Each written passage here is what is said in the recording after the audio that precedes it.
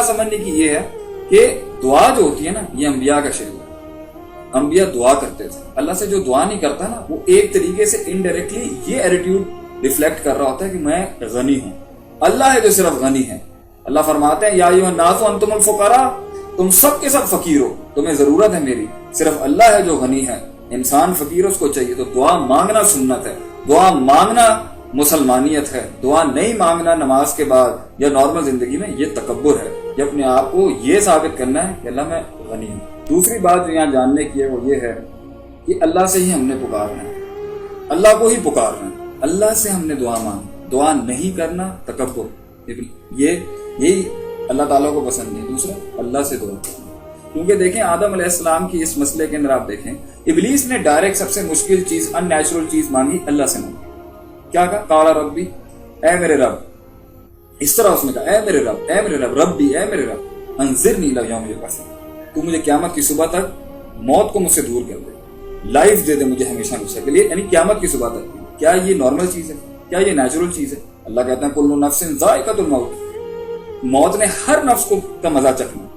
اس نے ڈائریکٹ اللہ سے مانگی، بیچ میں کوئی وسیلہ نہیں بنایا. شیطان جانتا تھا کہ اتنی مشکل، اتنی قدرت، اتنی طاقت، اتنی کبھی اللہ کے پاس ہی اتنی قوت ہے کہ وہ یہ دے سکتا ہے. عام آدمی نہیں کر سکتا اس کو، نہ ہی عام آدمی اس کی سفارش کر سکتا ہے. ورنہ وہ آدم علیہ السلام کے نام سے ہی مانگ لیتا اس ٹائم پہ، کیونکہ آدم علیہ السلام کی تو تکریم خود اس نے کہا کرمت علیہ، تو نے اللہ اس کو میرے اوپر فضیلت دے دی، لیکن اس نے وسیلہ نہیں بنایا. ایک بات. دوسرا، اللہ تعالیٰ نے قرآن میں مختلف مقامات کے اندر اس دعا کے شرک کو ایڈریس کیا. یہی قوموں کا شرک تھا. نوح علیہ السلام کی قوم میں آپ دیکھیں 5 بزرگوں کا ذکر آتا ہے سورہ نوح کے اندر. ود، سوا، یعوق، یعوز، نصر. یہی 5 بت جو تھے وہ مکے کے اندر بھی تھے.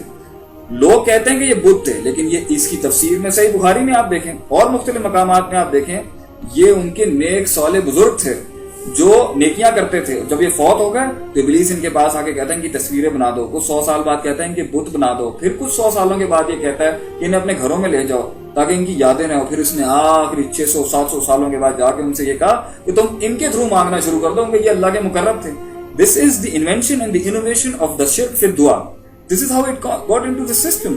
اور آج آپ دیکھیں ہر جگہ الف سے لے کے یہ تک، ولی سے لے کے انبیاء تک، ہر کسی کو ذریعہ بنایا جاتا ہے اپنی حاجات کو، اپنی خواہشات کو پورا کرانے کا. قرآن میں دیکھیں اللہ کیا کہتے ہیں وَلَا تَدْعُ مِن دُونِ اللَّهِ، اللہ کے سوا کسی کو مت پکارو. وَلَا تَدْعُ مِن دُونِ اللَّهِ، ایک تو تدعو دیکھیں دعا یدعو، دوسرا من دون اللہ. قرآن میں یہ بھی ذرا تحقیق کریں آپ لوگ، تحقیق کریں کہ یہ من دون اللہ کتنی دفعہ ہے، کتنی دفعہ لانا میرے سوا میرے سوا میرے سوا. اور ایک جگہ تدعو نہیں پکارو ما لا ينفعك ولا يضرك، جو تمہیں نفع نہیں دے سکتا، جو تمہیں نقصان نہیں دے سکتا. 2 شرطیں لگائی اللہ نے، یہ حقیقی نفع اور حقیقی نقصان.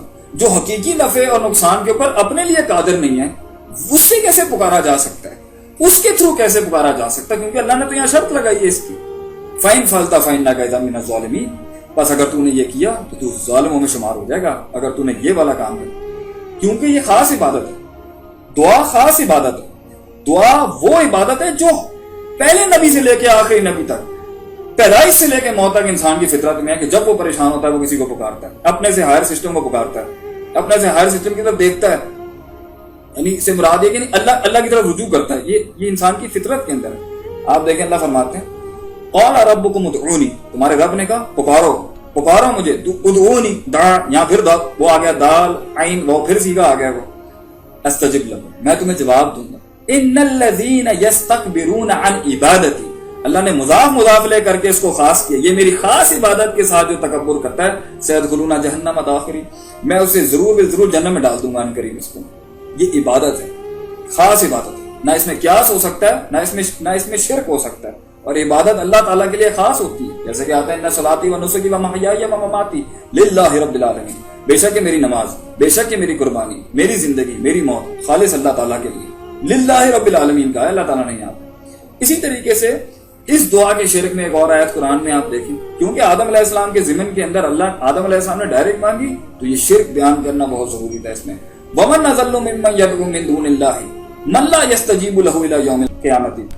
اس سے زیادہ گمراہ کون ہوگا؟ اضل اسم تفضیل کا صیغہ عربی کے اندر، اس سے زیادہ مقابلے میں کوئی گمراہ ہی نہیں ہو سکتا جو اللہ کے سوا پھر کسی کو پکارتا ہے جو اسے جواب نہیں دے سکتا. پہلے نفع کی شرط، حقیقی نفع کی شرط حقیقی نفع پہ قادر ہونا، نقصان کی شرط حقیقی نقصان پہ قادر ہونا، اور اب جواب دینے کی شرط، جس کا وسیلہ بنایا جا رہا ہے وہ جواب دینے والا ہو، وہ جواب دیتا ہو۔ من لا یستجیب لہ الی یوم القیامۃ، قیامت کی صبح تک جواب نہیں دے سکتا وہ۔ وہم عن دعائہم غافلون، اور یہ لوگ جن لوگوں نے ان کو وسیلہ بنایا ہوا ہے، ان کو انٹرسیشن کی ہوئی ہے ان کے تھرو، وہ تو ان کی دعاؤں سے غافل ہیں۔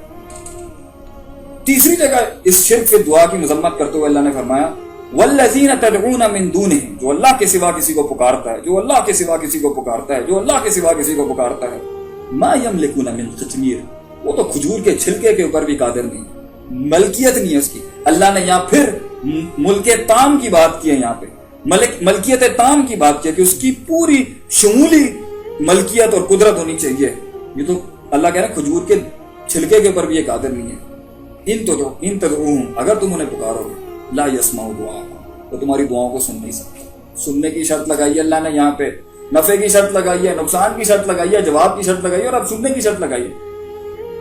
وَلَوْ سَمِعُوا، چلو تمہاری مان لیتے ہیں، اللہ کہتے ہیں جو تمہاری مان لیتے ہیں، وَلَوْ سَمِعُوا، اگر وہ سننے والا بھی ہوتا، مَسْتَجَابُوا لَكُمْ إِنَّ الَّذِينَ تَدْعُونَ مِن دُونِ اللَّهِ، بے شک کہ وہ لوگ جو پکارتے ہیں اللہ کے سوا کسی اور کو، لَن يَخْلُقُوا ذُبَابًا، وہ تو ایک مکھی بھی تخلیق نہیں کر سکتے، وَلَوْ اجْتَمَعُوا لَهُ، اگر یہ سارے کے سارے جمع ہو گئے۔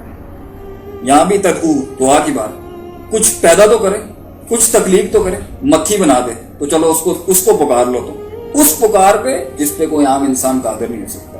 پانی کا گلاس مانگنے کی بات نہیں ہو رہی یہاں پہ، بچے مانگنے کی بات ہو رہی ہے، حاجت روا کرنے کی بات ہو رہی ہے، مشکل کشا کرنے کی بات ہو رہی ہے، ترقی دینے کی بات ہو رہی ہے، پیسے کے آنے کی بات ہو رہی ہے۔ اس پہ انسان قادر نہیں ہے، اس پہ اللہ ہی قادر ہے۔ تو آپ دیکھیں اس دعا کے شرک میں، آدم علیہ السلام کے ضمن میں جو میں بات کر رہا تھا، اس شرک سے اللہ تعالیٰ ہماری حفاظت کرے۔ آخری بات، ایک اور بڑا مغالطہ ہے لوگوں کو کہ لوگ کہتے ہیں کہ آدم علیہ السلام نے اللہ کے نبی صلی اللہ علیہ وسلم کے وسیلے سے اللہ سے کہا کہ مجھے معاف کر دے، تو اللہ نے جب پوچھا، یہ ایک روایت لوگ بیان کرتے ہیں، کتابوں میں بھی مل جاتی ہے، جیسے دلائل نبوہ مستدرک حاکم کے اندر جو ہے آپ کو یہ دو روایتیں مل جائیں گی، روایت مل جائے گی کہ اللہ نے پوچھا آدم تم نے محمد صلی اللہ علیہ وسلم کا نام کیسے لیا؟